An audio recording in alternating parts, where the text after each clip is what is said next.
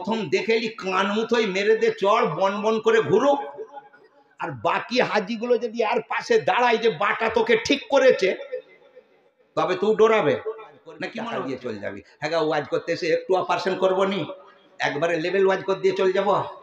আল্লাহ ছাড়বে আমাদিকে?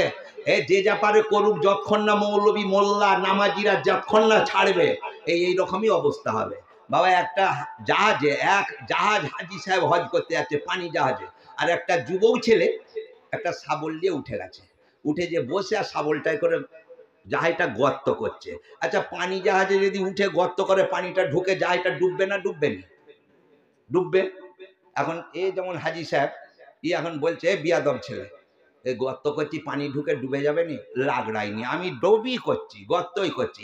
এবারে এই বাবু আর একটা হাজিকে বলছে এই যে গর্ত করছে জাহাজটা পানি ডুবে যাবে নি, কিছু বলবি নি? তখন ওই হাজিটা একে বলছে তোর জাহাজ, তুই তো পেলাক গুনতে দেখেছো, তোর জাহাজ। যে গর্ত করছে সে বুঝবে, যার জাহাজ সে বুঝবে, যে যা পারে করুক, যে যা পারে ওই যে যা পারে করুক করে করে যাচ্ছে আর পানি তো ঢুকছে। ঠিক মাঝখানকে গাছে সবাই এবারে কে গো ডুব দিচ্ছে। ওই এক জাহাজ মানুষের মধ্যে কোনটি পাপি আর কোনটি ভালো বাবা বুঝতে পারছো? আল্লাহ বলছে তোরা টাকার গরম দেখিয়ে হজ করতে যাচ্ছিলি, ওই যেইটি আমার গর্ত করছে ওইটি আমার দোষ খাস।